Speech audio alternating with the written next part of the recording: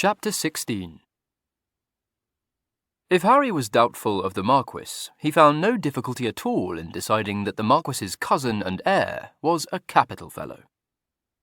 The young gentlemen, in fact, took to one another on sight, and this in spite of the slight prejudice created in Harry's mind by the knowledge that Frederica did not look with favour upon Mr. Dawntree. Endymion was not much given to speculation, but had he thought about the matter, he would have felt sure that he would like Harry, or any other of Carris's relations. He was some few years older than Harry, and he had all the town bronze which Harry lacked. But his intellect was not strong, and like many other persons of slow wit to whom learning was a painful labour, he was inclined to regard with respect bordering upon awe anyone capable of passing responsions.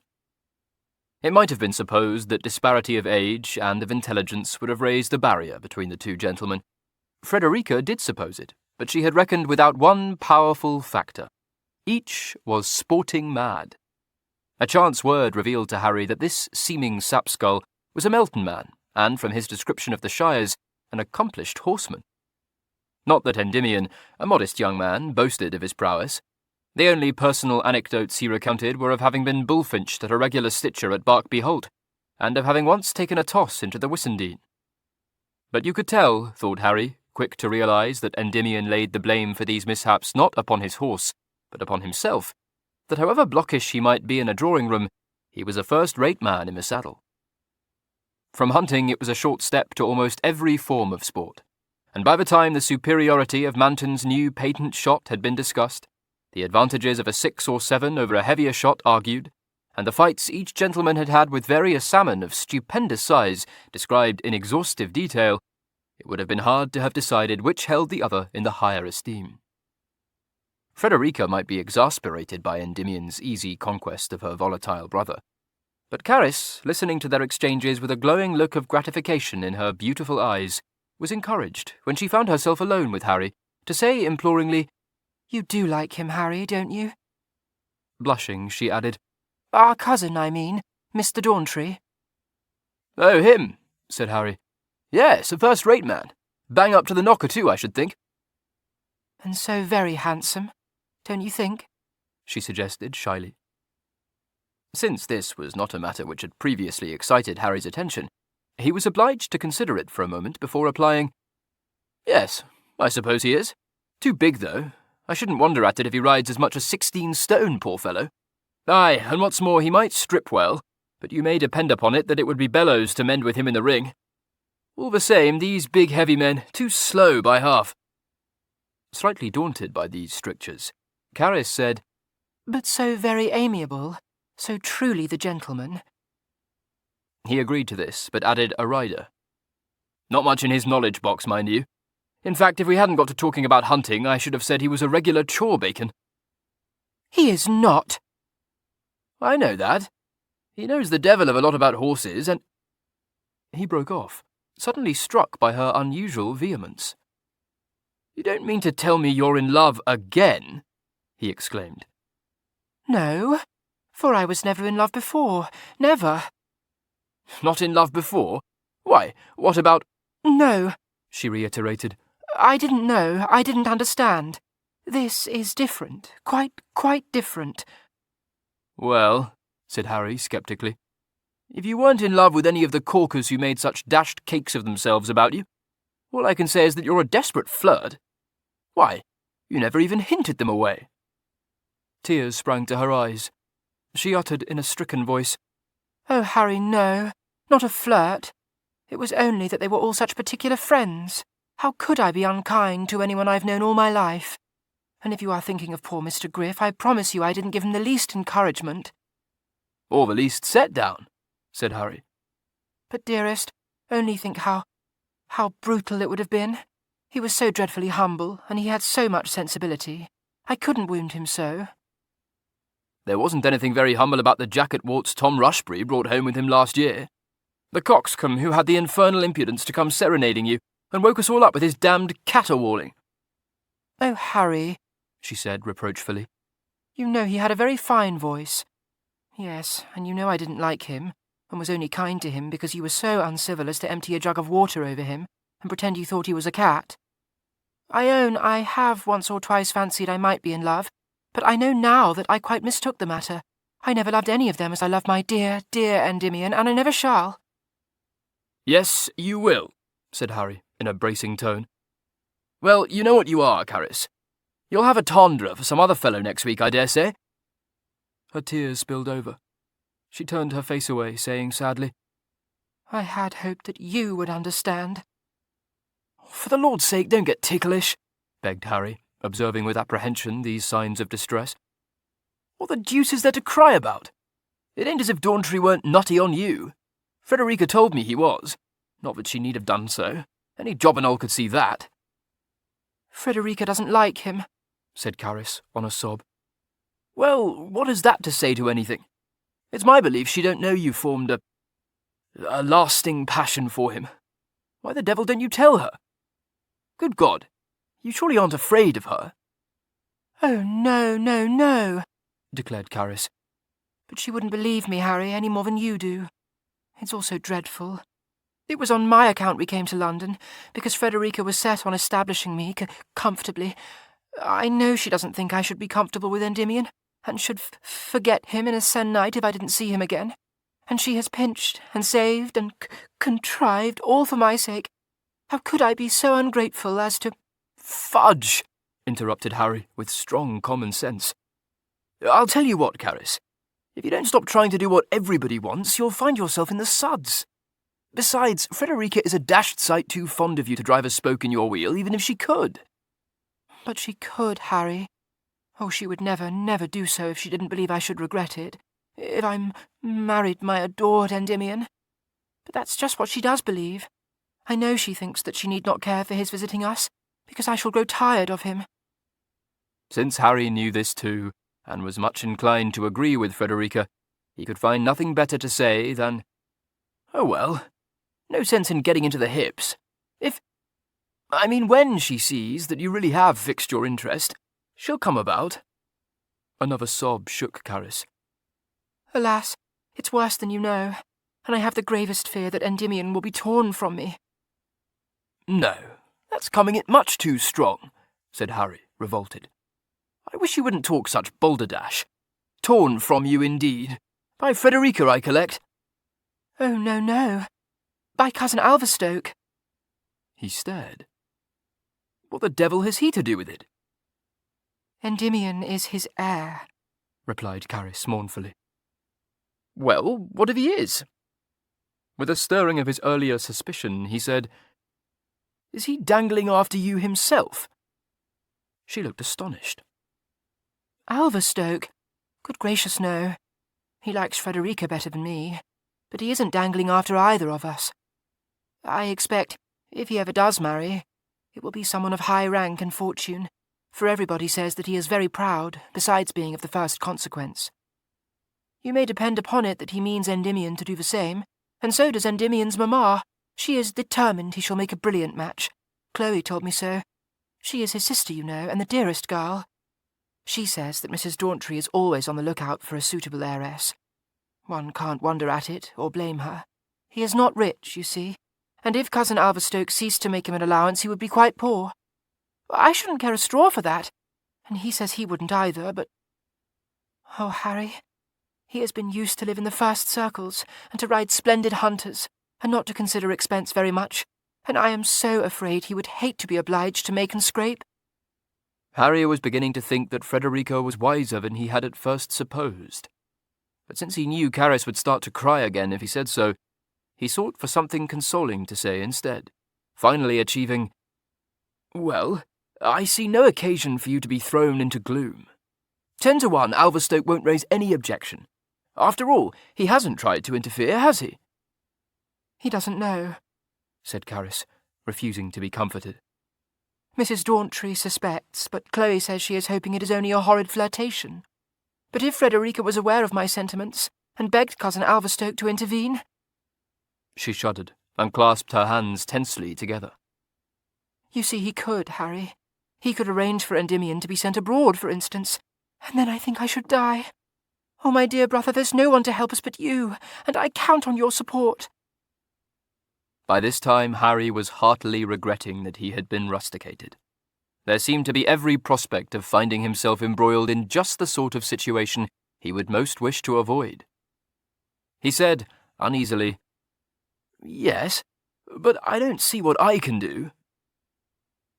Caris did not appear to have any very clear idea either, for while in one breath she begged him not to divulge her confidence to Frederica, in the next she charged him with the office of persuading her to look with a kindly eye upon Endymion, and to forbid her to approach Alverstoke. By no stretch of the imagination could Harry conjure up a vision of himself forbidding Frederica to do that, or anything else. But he naturally did not say so, nor did he tell Caris that while it was not wholly impossible that Frederica would be swayed by his persuasion, it was extremely unlikely that she would be. He said instead that he would do his best, and faithfully fulfilled his promise at the first opportunity that offered. He told Frederica that he wouldn't wonder at it if Endymion, whom he described as a trump and quite up to the hub, wasn't just the man for Caris. "A trump!" exclaimed Frederica. "Because he's a Melton man and has an eye to a hound? Harry, how can you be so absurd? He's nothing but a handsome moonling." "Oh, he don't want for sense," said Harry. "I don't say he's one of the long-headed ones, but dash it, Freddy, there's precious little in Caris's cockloft."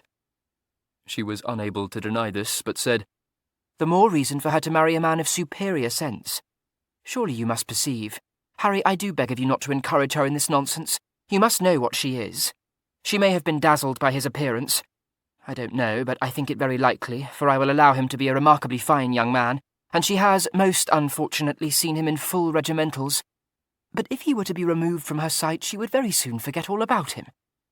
My dear, you cannot in all seriousness wish your sister to throw herself away on a personable nodcock of small fortune and no prospects worthy of a moment's consideration." "I don't know that," objected Harry. "He's Alverstoke's heir, isn't he?" "Yes, at present he is. But when Alverstoke marries and has sons, what then, pray?" "Oh, I shouldn't think he would," said Harry. "Well, he's quite old now, isn't he?" "Old?" she ejaculated. "If you consider a man of 37 old, you must be a bigger greenhead than I knew.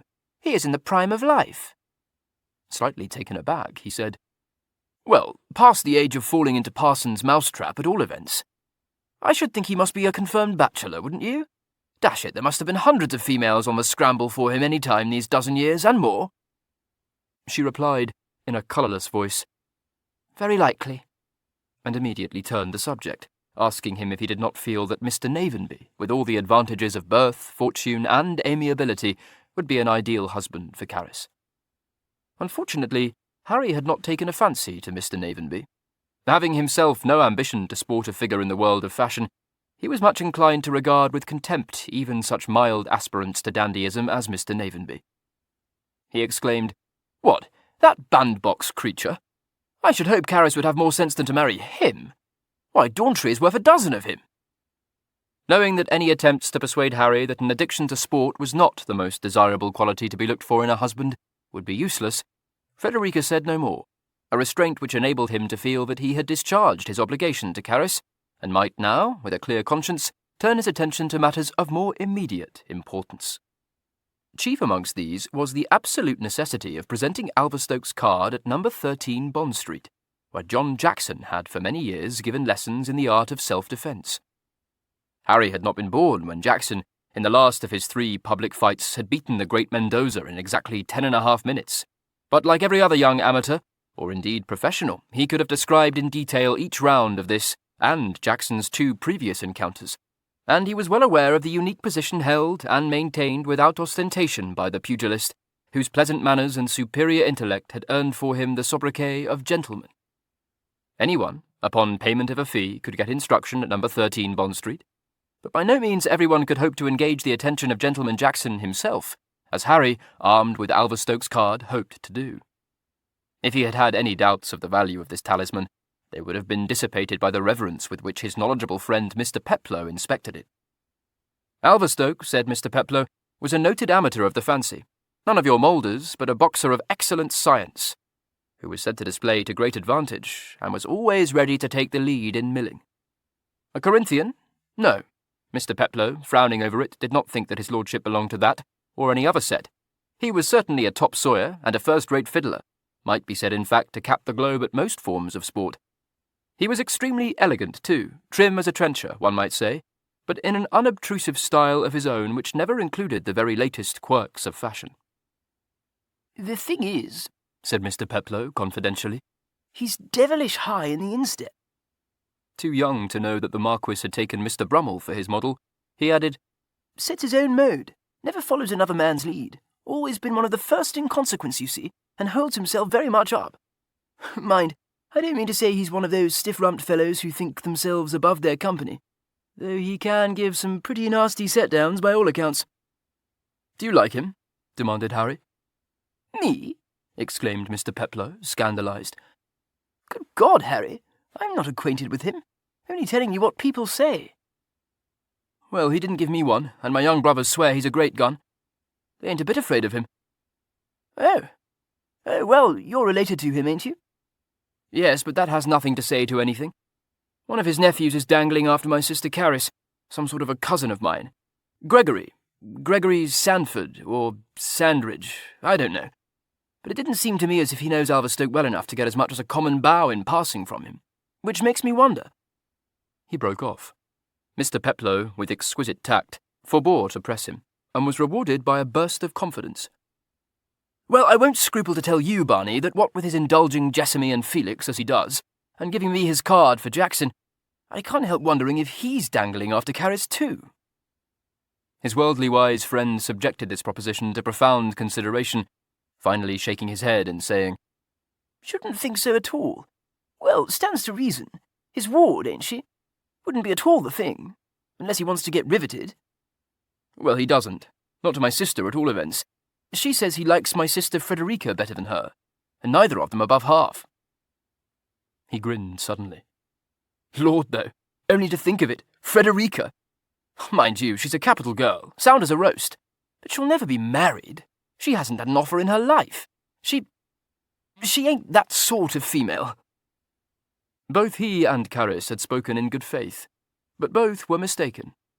The elder Miss Merrivale had received 2 unexceptionable offers, from Lord Buxted and Mr. Darcy Morton, and Lord Alverstoke liked her very much above half. She would have agreed, however, that marriage was not for her, and had indeed told Buxted so when she declined his offer.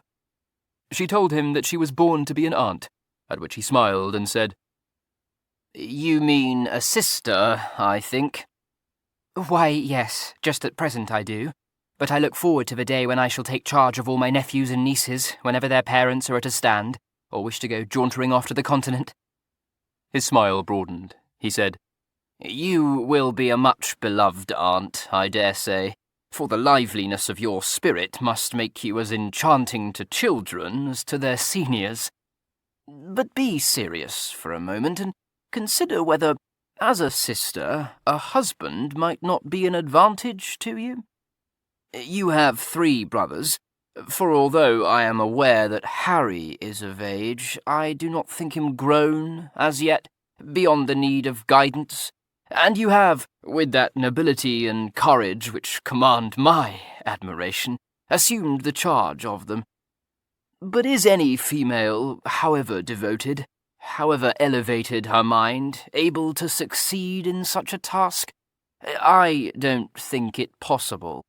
Indeed, I will venture a guess that you must frequently have felt the want of male support." "Oh, no," she answered serenely. "The boys mind me very well." "Very well, when one goes off to Margate without leave, and the other hires a dangerous machine and, as was to be expected, suffers an accident," he said, laughing indulgently. "I don't think it was a dangerous machine.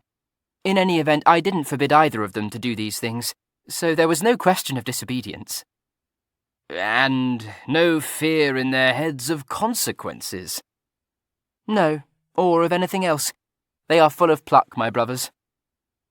"Very true. One would not wish it to be otherwise. But boys who are, as you put it, full of pluck, stand in need of a guiding hand, you know. It has been so with my own young brother. You see, I don't speak without experience.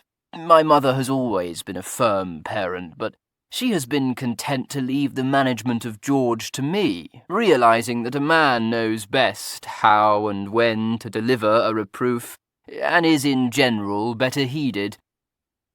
She hardly knew how to keep her countenance. She had not met George, but if his youngest sister were to be believed, he was a lively young gentleman, already bidding fair to become one of those choice spirits, ripe and steady for any form of jollification, and resenting nothing so much as what he called his brother's jobations. Nor had the result of a grave lecture addressed to Felix been happy.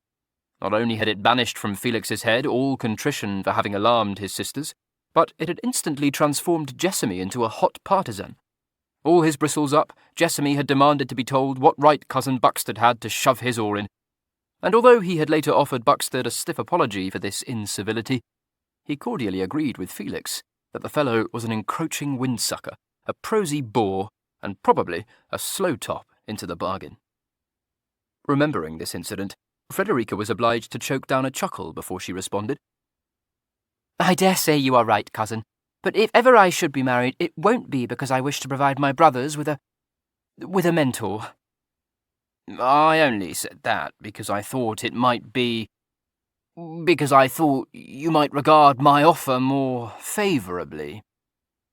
The humble note in his voice touched her, but she shook her head, and when he began in rather stilted language to enumerate and describe the various excellent qualities in her character which had excited at first his admiration, and then his ardent desire to make her his wife, she checked him even more decidedly, saying kindly, but with a little amusement, I am very much obliged to you, cousin, but pray say no more.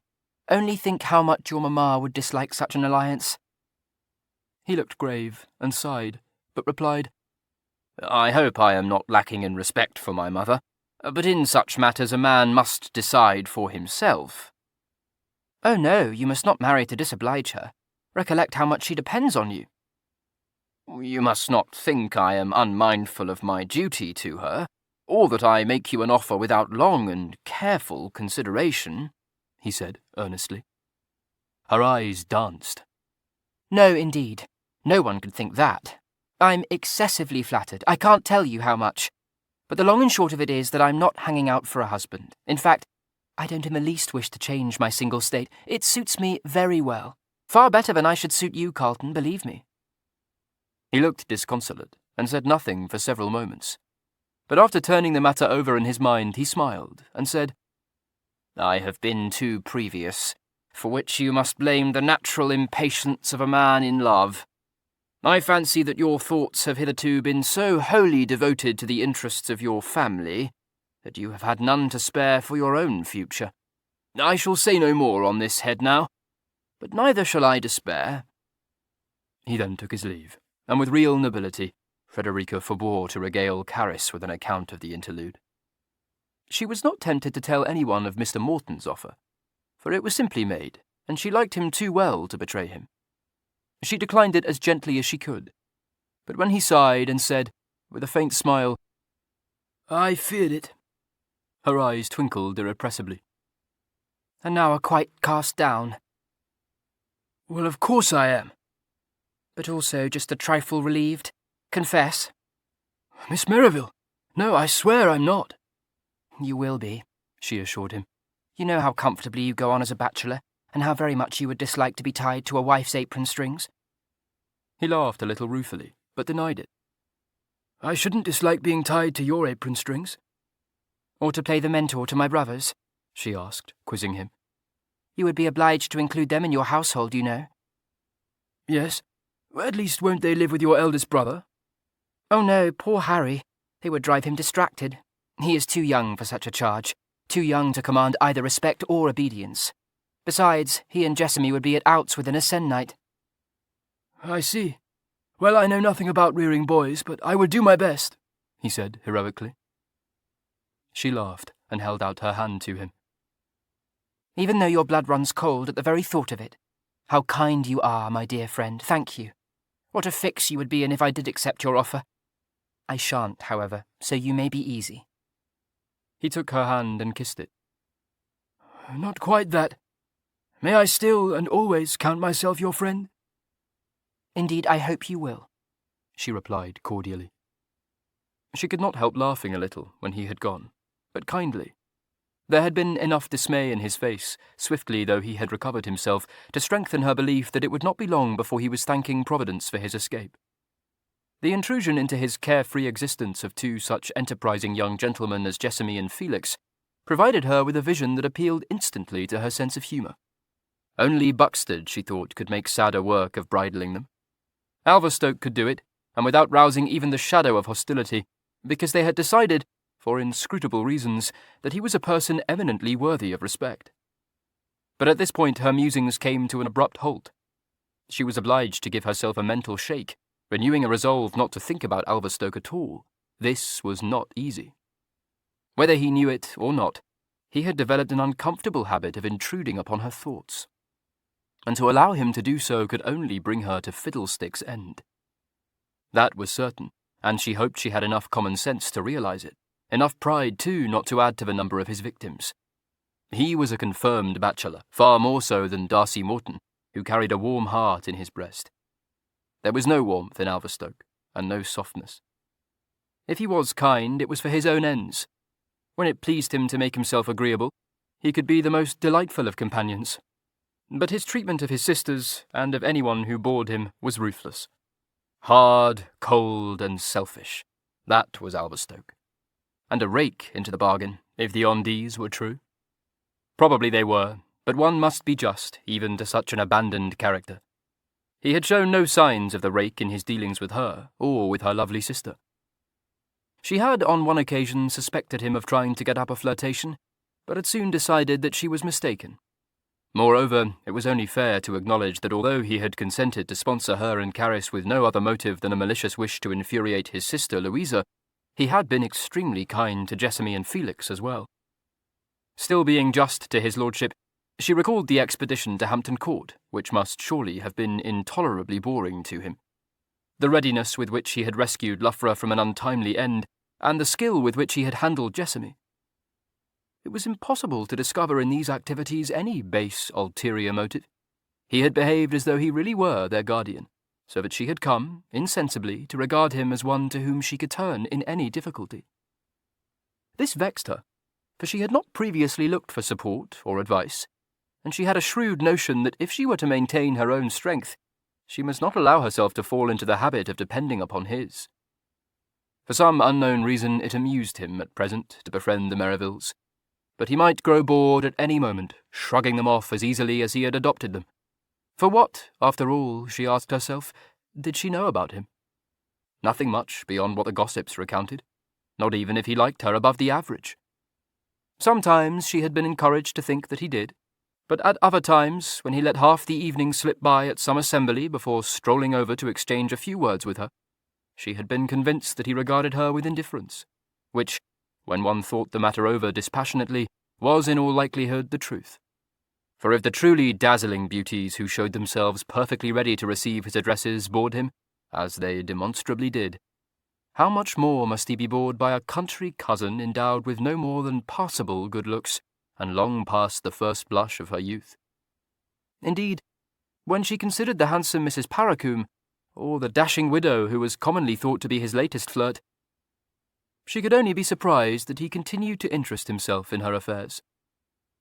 Had she been told that she was rapidly becoming an obsession with him, she would have been incredulous. Chapter 17. The Marquis, in fact, was behaving with unusual circumspection, careful to give the tattlemongers no food for gossip. Well aware of his notoriety, of the scandalous ondees which would instantly attend the least sign he gave of having formed a partiality for Miss Merrivale, he was taking inordinate pains to shield her from envious or merely malicious tongues. To satisfy the curiosity of those who might wonder why he was gratifying so many hostesses by appearing at their balls, drums, and assemblies, he set up the dashing Mrs. Ilford as his flirt, knowing that the lively widow's charms were equalled by her shrewdness. The Marquis, man of the town though he might be, had no desire to break hearts, and the objects of his gallantry had never yet included guileless innocence. In general, he had ignored the handkerchiefs thrown to him, but he had his own remorseless way with any overbold damsel who disgusted him by too obviously setting her cap at him. He would indulge her with a brief, desperate flirtation, conducted under the envious or the shocked eyes of her contemporaries, and at their next encounter failed to remember her name, or even that he had met her before. These merciless tactics had earned for him the reputation of being dangerous, and caused prudent parents to warn their daughters against encouraging his advances. They even caused his closest friend to remonstrate with him once or twice, but Mr. Morton's accusation of cruelty was productive of nothing but a contemptuous smile and a coldly uttered hope that the victim had learnt her lesson. From the hour of his come-out, the Marquis had been a matrimonial prize, but the years had not taught him to accept this position with equanimity, to tolerate the schemes of matchmaking mammas, or to be amused by the lures cast out by their ambitious daughters. Since the day of his discovery that his first love would have been as ready to marry a hunchback possessed of his rank and fortune as himself, he had grown steadily more hardened in cynicism, until, at the age of 37, when Frederica thrust herself into his life, he had no more intention of saddling himself with a wife than of throwing himself into the Thames. But Frederica had seriously ruffled the calm waters of his agreeable existence. Not quite immediately, but soon enough, he had found himself strongly attracted to her, and in a way that was strange to him. The only women who had previously interested him were the well-born flirts, with whom it was amusing to dally, and the barks of frailty with whom he enjoyed more intimate relations. He felt no affection for any of these ladies, and not the smallest wish to establish with any one of them a more permanent connection. To be leg-shackled to a female who, however lively or beautiful she might be, would inevitably become a bore within a very few months was a fate too hideous even to be contemplated. He did not wish for female companionship, and still less did he wish to saddle himself with the trials and responsibilities that attended the married state. Then came Frederica, upsetting his cool calculations, thrusting responsibilities upon him, intruding more and more into the ordered pattern of his life, and casting him into a state of unwelcome doubt. And, try as he would, he could discover no reason for this uncomfortable change in himself. She had more countenance than beauty. She employed no arts to attract him. She was heedless of convention. She was matter-of-fact and managing, and not at all the sort of female whom he had ever wished to encourage. Furthermore, now he came to think of it, she had foisted 2 troublesome schoolboys onto him, which was the last thing in the world he wanted. Or had she? A rather rueful smile flickered at the corners of his lordship's mouth as he considered this point. No, she had not. He had allowed himself to yield to the blandishments of Felix, detestable imp. Then Jessamy had got himself into a scrape, tiresome young chub, and had turned to him for help, which, naturally, had to be given to him. But it would really be quite unjust to blame Frederica for these happenings. She had been as cross as crabs over Jessamy's affair, top-lofty little pea-goose that she was, top-lofty, goosish, managing, no more than passably good-looking. Why the devil did he like her so much? Unconsciously following the example Frederica had set, he began to do her justice, trying to discover what quality in her it was which had jerked him out of his idle hedonism into a state of nagging uncertainty. It was a pleasant exercise, but it brought him no nearer to solving the problem. He liked her composure, her frankness, the smile in her eyes, her ready appreciation of the ridiculous, the gay courage with which she shouldered burdens too heavy for a girl to bear, the way she caught herself up guiltily on a cant phrase culled from her brother's vocabularies, the intent look which came into her face when she was pondering a ticklish question, the unexpected things she said, and... But what was there in all this to disrupt his present life and to place his untrammelled future in jeopardy? Nothing, of course. She had certainly aroused in him feelings he had not known he possessed, but she could be no more than a passing fancy. A frown gathered on his brow as he thought this over. The devil of it was that the more he saw of her, the stronger grew the feeling he had for her, which was not love, an emotion which belonged to one's salad days, nor yet mere liking. Call it affection. It caused him to think about her far too much for his peace of mind, and, really, he must be growing senile, to be constantly aware of a wish to lift the burdens from her shoulders. As matters stood, he was powerless to render her any but the most trifling assistance, and none at all in what he guessed must be the greatest of her present anxieties.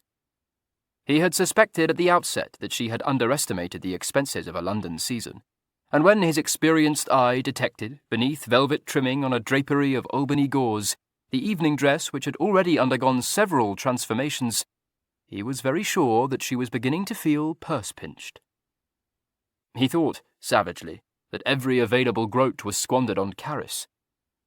He was too well versed in such matters not to recognise that Caris too wore dresses which had been subtly altered to present a new appearance, but he quite unjustly supposed that the cunning hand at work had been Frederica's, even going to the length of picturing her slaving over her stitchery until the candles guttered in their sockets.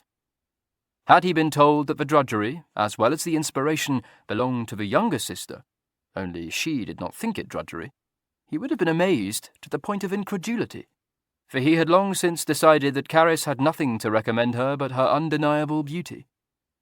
In his lordship's prejudiced eyes, she lacked what the ton called that certain sort of something, which meant, in a word, quality, and which characterised Frederica. It was apparent, he thought, in whatever Frederica did, from the air with which she wore her furbished-up gowns, to the assurance with which she received visitors in the shabby genteel house she had hired for the season. But he wanted to remove her from Upper Wimpole Street and to place her in surroundings worthier of her, furnishing her at the same time with every extravagant luxury, and enough pin money to enable her to purchase a new gown whenever she chose to do it. And, with all his wealth, the only assistance he had been able to render her was the discharge of Jessamy's and Loughra's trifling debts. There was the possibility that he might be granted the opportunity to render further assistance of the same kind, but even that would fall a long way short of what he would like to do for her. His frown deepened. That eldest brother of hers was likely to prove an encumbrance rather than a support to her. There was no harm in the boy, but if he was not as volatile as his father, he had quite as little sense of responsibility. He would probably settle down happily on his Herefordshire estate in a year or two, but at present he was clearly bent on enjoying his first London fling, and was perfectly willing to leave the conduct of his household, the management of his young brothers, and all the problems that attached to a family living on straitened means in Frederica's capable hands. The Marquis had been keeping an unobtrusive eye on him, and he believed that it would not be long before Harry found himself in Dun territory. He seemed, mercifully, to have no taste for gaming, so that the bow-traps on the lookout for well-breeched greenheads from the country cast their lures in vain, and very soon abandoned him for likelier prey. Harry could conceive a few duller or more unprofitable ways of spending the evening than in one of the gaming hells against which Mr. Peploe had warned him. It would certainly be agreeable to win a fortune, but he was shrewd enough to guess that fortunes were not won by those who played with a set of persons described by his friend as Greek banditti. Horses, however, were a different matter. If one were a judge of horseflesh, which Harry prided himself he was, studied the form, kept an eye on Cocker to see how the odds stood, carefully watched how the tulips of the turf were betting their money at tats, and knew when to hedge off, there was every chance that one would come off all right.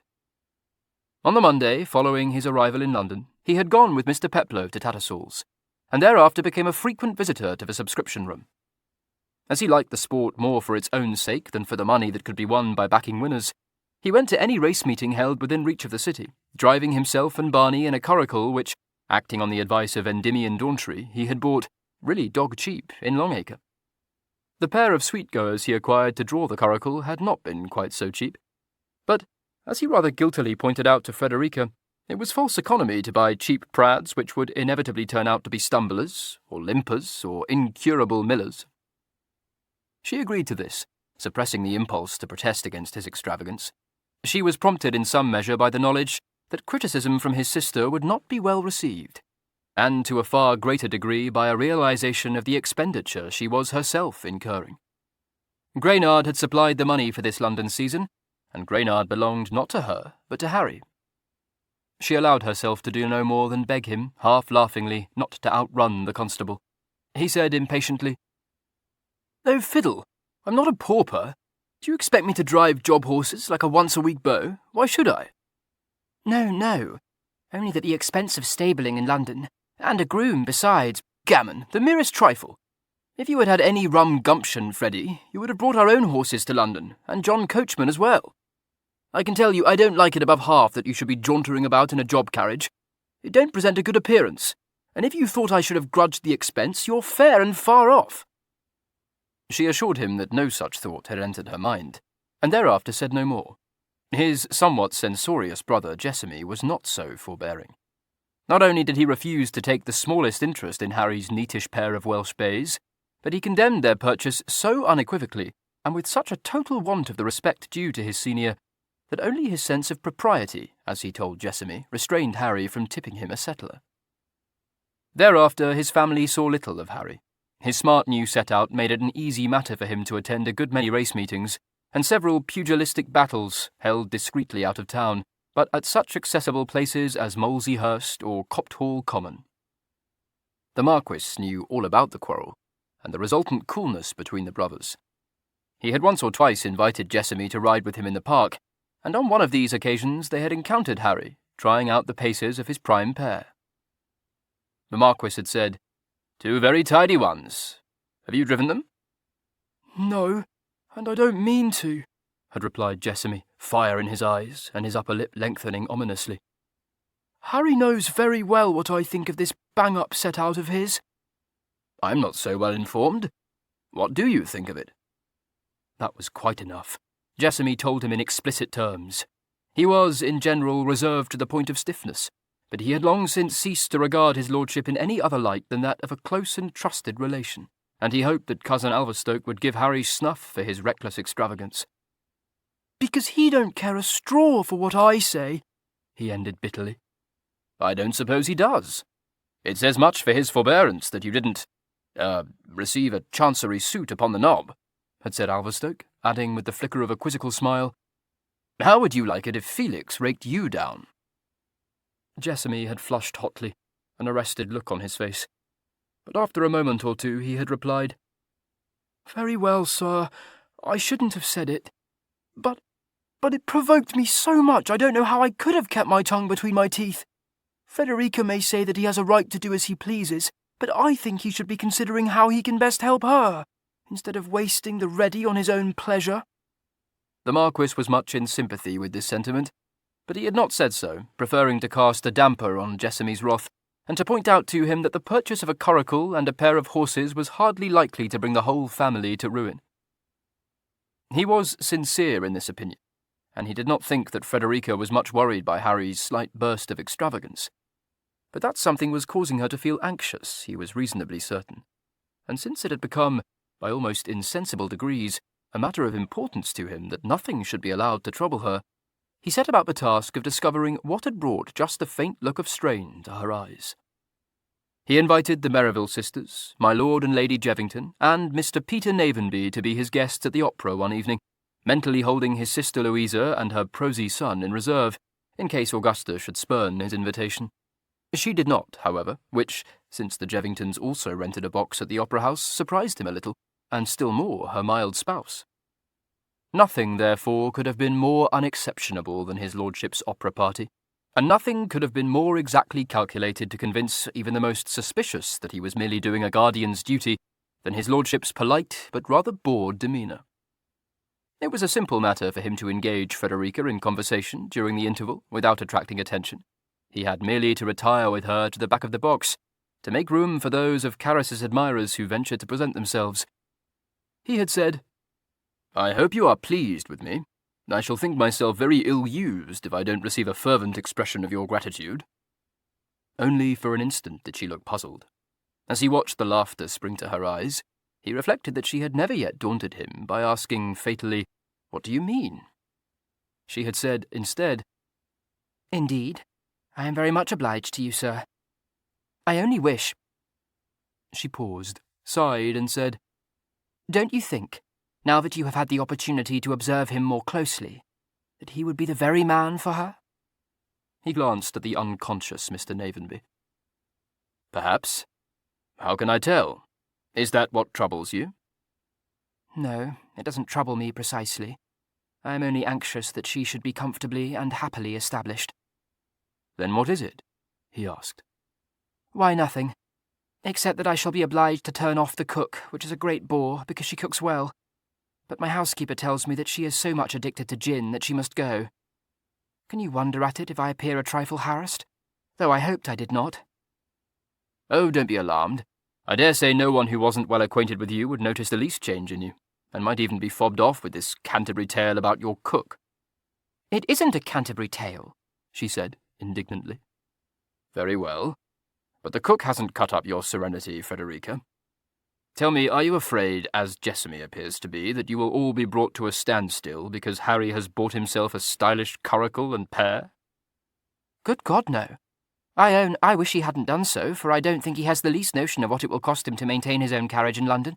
But I promise you it hasn't cut up my serenity, as you call it. Did Jessamy tell you about it? I wish you will tell him that it is not for him to lecture Harry how he should go on. Oh, I've already done so, he replied. Thank you, she said, with a look of gratitude. He pays much more heed to you than to anyone else, so I shall indulge myself with the hope that when next he sees Harry he won't look quite so disapprovingly at him. His brows rose. When next he sees him? Is Harry away, then? Why, yes, just for a day or two. I'm not perfectly sure, but I believe, that is, I know, he has gone off on an expedition with some friends, she replied lightly. So that's it, he said, smiling. Indeed it isn't. How can you be so absurd?